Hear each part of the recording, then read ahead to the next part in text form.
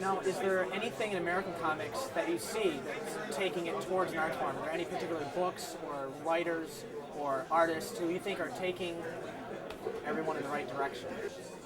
Grant Morrison did. He's somebody who has been very kind to me, so it's kind of difficult to really talk about him as a writer, except that he's an idealist, and I really like that about him. Another friend of mine is Mark Miller, and I like what he's doing because he really puts a mirror up to American society and says, okay, if superheroes existed, what would it be like in the real world? And I just promoted two friends of mine, but they're two writers I really enjoy. And they're working in the mainstream, but they're also trying to make the mainstream different. So I really kind of, way to go, guys. What are you working on right now? Dracula vs. King Arthur's still going through. First issue's done and in the can. Okay. I'm on issue 2 right now, and I'm on that for 4 issues. I just finished a card set for Inkworks for the new 20th Century Fox movie, Robots. I've got some sketch cards that I did for them, and I'm doing some more Inkworks projects. I've got artwork in a game called Tony DiGirolamo's Complete Mafia for D20.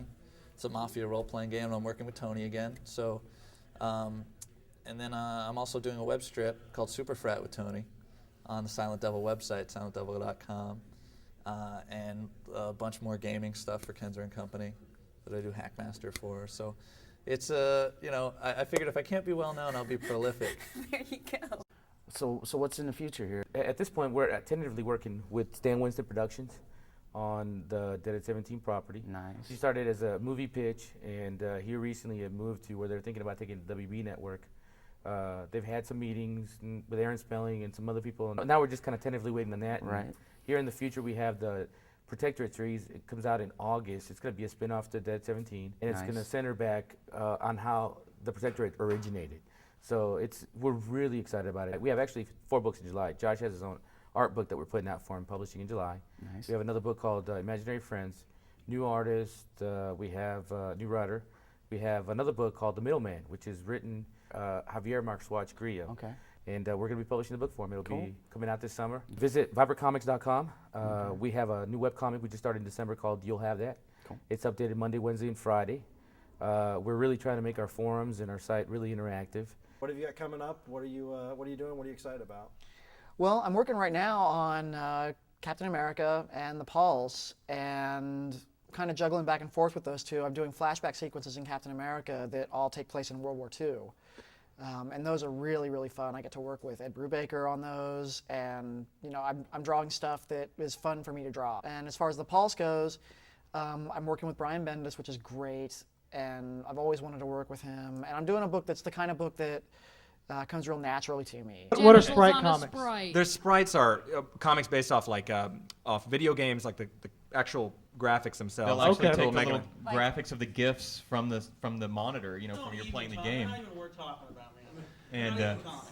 And that's what they do is they'll take those little images from the games like Final Fantasy or Mega Man or whatever, and they'll just put them in panels, and it's cute stuff. But as Chris was saying, you can't go anywhere with that. That's copywritten material. That's Mega Man. That's Capcom. You can't do anything with that. When I first moved to Los Angeles, I'll tell you all a good story. I hooked up with a group of people who, there was a guy named Steve Rogers, and for those of you who aren't into the comics outside of indie, that would be Captain America's real name.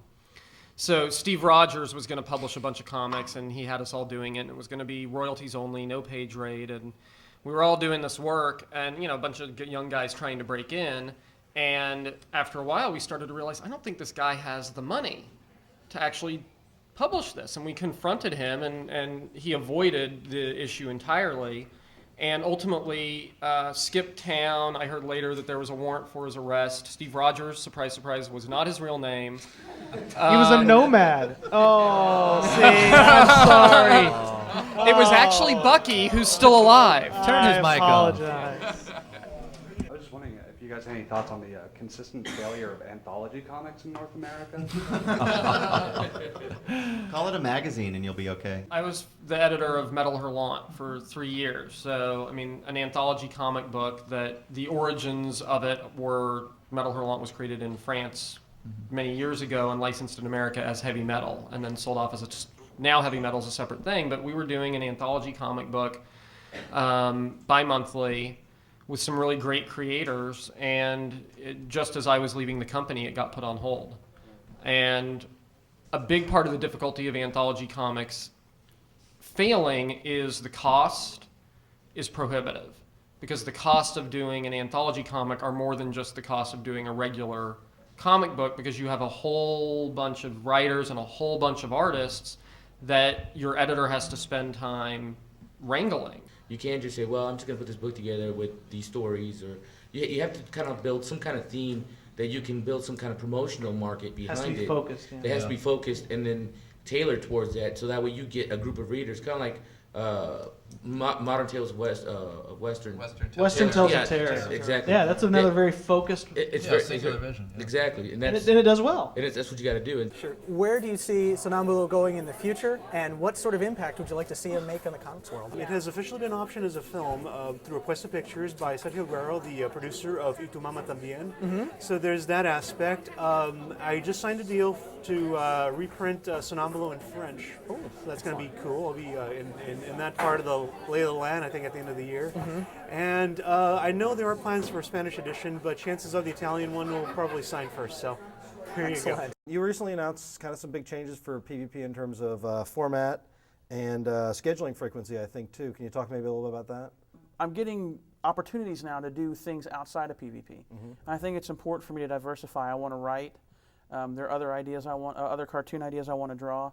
And other people in the industry are giving me some opportunities to do that. I think that's important for the longevity of my career, to diversify and not just be the one trick pony. Can you tell us what a couple of those things might be that you're? Well, Frank Cho and I are working on a new comic strip called Summer Days that we're working on together. He's kind of tied up with his Marvel contract right now, but that's in the works. Robert Kirkman and I are doing a comic 3-issue miniseries together that's going to come out at the end of the year called The Golden Agers. It's about a nursing home for superheroes and supervillains. Right. He's writing it, I'm drawing it. And then there's other projects of mine that I want to write and have other artists that I've met draw. That tripled our sales on the book, but more importantly, it gave us a buzz. Like we got people wrote about it because it was an interesting, weird, stupid thing to do, and it was funny. You know, like we were mocking gimmicks, and we worked all the stories so that they worked around the bullet hole, so that every story in the book kind of related to this hole that was going through. So the window would be breaking, or there would be a hole in a tire that was being blown out, so that as you read it, this hole would go through and there would be a physical hole where something in the story would have a hole in it. So it kind of worked on a number of levels. Where do you see your personal vision taking you and Too Much Coffee Man and your magazine in the future? Oh, I'm hoping to sell out. You know, give me Too an Much offer. Coffee. Who's going to play Too Much Coffee Man in the movie? It's come close a few times. I mean, I have optioned it to Hollywood a couple of times, and it usually starts off as a really good project, and then it turns into something horrible, and thankfully it sort of dies before it actually comes to fruition. So I'm able to continue to do my little comic on the side and have that be, you know, still pretty anti-establishment and anti-capitalist and anti-consumerism. It's hard to sell anti-consumerism to a consumerist society, though.